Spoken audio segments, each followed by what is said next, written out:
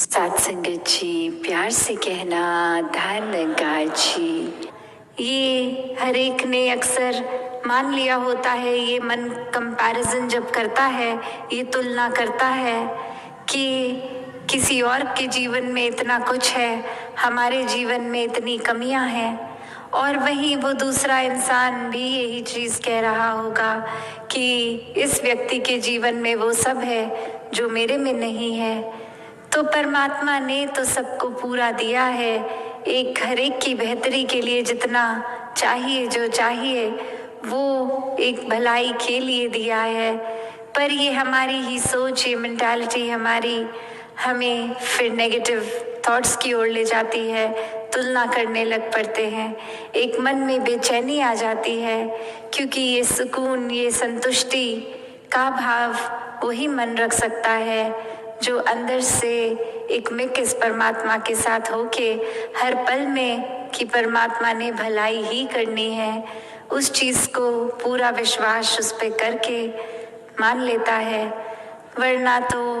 एक हर एक पल में हम और बेचैनियाँ पाल लेंगे कि ये उपलब्धि हमें चाहिए थी, ये मिला नहीं, इस तरफ हम इतना सपना सजा के मेहनत कर रहे थे, पर परिणाम, ये रिजल्ट वो अचीव ही नहीं हो पाया। कैसे एक कहानी भी भगवान बुद्धा जी की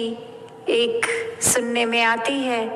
कि कैसे एक इंसान उनके पास जाता है और कहता है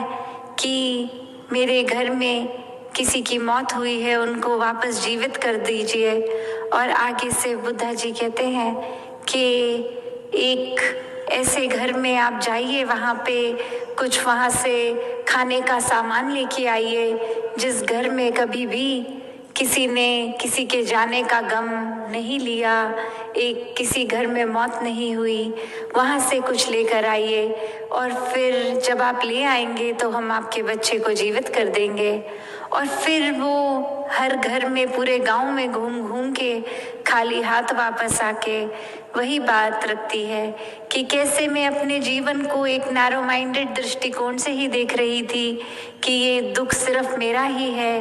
किसी और के हिस्से दुख नहीं आता, सभी ने खुशियाँ महसूस की हैं। और किस तरह आज हर घर में जाके मेरी आंखें खुली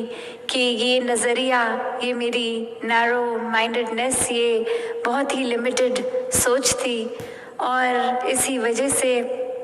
एक लार्जर विजन नहीं देख पा रही थी। तो कैसे एक समझाने का कहानी से भाव यही कि हर किसी के हिस्से जो है वो हर एक पे डिपेंड करता है कि हमने उस परिस्थिति का क्या करना है। एक हर एक के पास एक जैसी चीज़ आई है अगर, तो जो समय जीवन का मिला है, ये श्वासें मिली हैं, इसको एक प्यार के साथ काटनी है, एक सहज हो के स्थिर मन के साथ रहना है, या फिर एक बेचैनी में ही जीवन काट देना है। ये इंसान तो सिर्फ एक कमियों का भरा हुआ है। तो बात वही जो हमेशा ने से संतों ने समझाई कि कमियां अगर देखनी ही है तो खुद में देखो, खुद को संवारो, और फिर ये नज़रिया ऐसा बन जाएगा कि हर कोई ही बहुत ही प्यारा अपना खुद का एक रिफ्लेक्शन ही नज़र आएगा। तो बात वही आती है कि ये संसार एक इतना सुंदर इस परमात्मा ने दिया, एक जीवन में एक सिर्फ वो ही बात नहीं कि हमने एक्सेप्ट करना है जो इस जीवन में हो रहा है, पर वो भी एक्सेप्ट करना है जो हमारे मुताबिक नहीं हुआ। क्योंकि अक्सर इस तरह तो हम सोच लेते हैं कि अब यही है तो और कोई ऑप्शन नहीं है, तो यही इसी के साथ चलना होगा। और मन फिर भी कहीं ना कहीं ऐसा सोच लेता है, पर अगर ऐसा ना होता, कुछ और होता तो कितना अच्छा होता। तो बात वही कि सिर्फ वही नहीं कि अभी ये है तो इसी से काम चलाया जाए,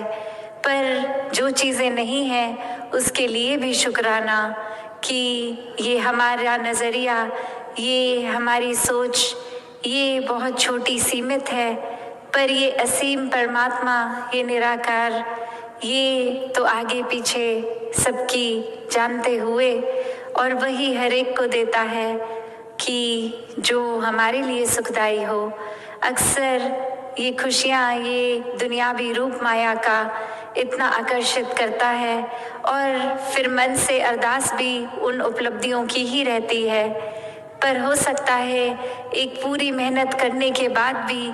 कोई चीज़ हम नहीं अचीव कर पा रहे, तो उसमें उदास होने की बिल्कुल ज़रूरत नहीं है,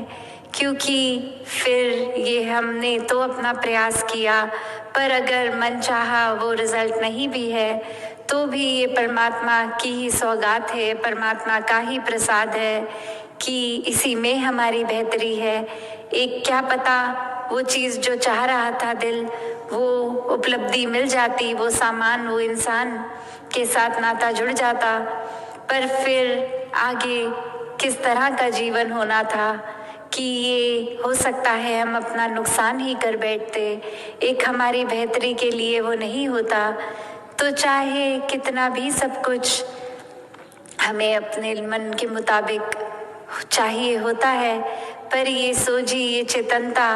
ये परमात्मा पे विश्वास जिनका होता है कि मन चाहा मिल रहा है तो भी मुबारक, और मन चाहा नहीं मिल रहा तो भी उसी में एक मन का शुक्राना भाव कायम रहे। और सिर्फ ये कोई फॉर्मेलिटी से कि ये नहीं कि बस बोलना ही है कि बड़ी कृपा हो रही है जीवन में, पर वाकई ही हर पल को कृपा मानना भी है। तो वही ये बात आ जाती है कि जब कुछ हमारे मुताबिक नहीं होता, उसमें हमें परमात्मा का ये कृपा नज़र आती ही नहीं है। फिर एक मन शिकायतें करता है, मन इस परमात्मा को कोसने तक लगता है कि सबकी सुनते हो, हमारी ही नहीं सुन रहे। पर बात वही कि हमारी बेहतरी हमसे पहले इस निराकार को पता है। तो जीवन में जहाँ हमने कुछ अगर करना है, उसको हासिल करने का प्रयास ये तो हमें ही करना है, पर वो मिले ना मिले उससे कोई मतलब नहीं है। वो तो बस एक हमारा काम है, उस तरफ करते रहें प्रयास, अपने जीवन को भी इसी तरह प्रयास करके बेहतर बनाते चले जाएं। पर फिर यही कि जो चीज़ चाहिए उस तक ना पहुंच पाए तो भी मन को छोटा नहीं करना, एक खुद के नज़र में नहीं गिरना, क्योंकि ये निराकार ने ये तन मन धन अगर बख्शा है तो इसका ख्याल भी रखना है, एक अपनी सोच को भी फिर बुझने नहीं देना। तो उदासी घड़ी की ओर अब देखते हुए और शब्दों का इस्तेमाल नहीं करके आपसे क्षमा लेके दातार कृपा करे हर एक पर कि हर किसी का जीवन भक्तिमय हो जाए। साथ संगत जी, धन्यवाद जी।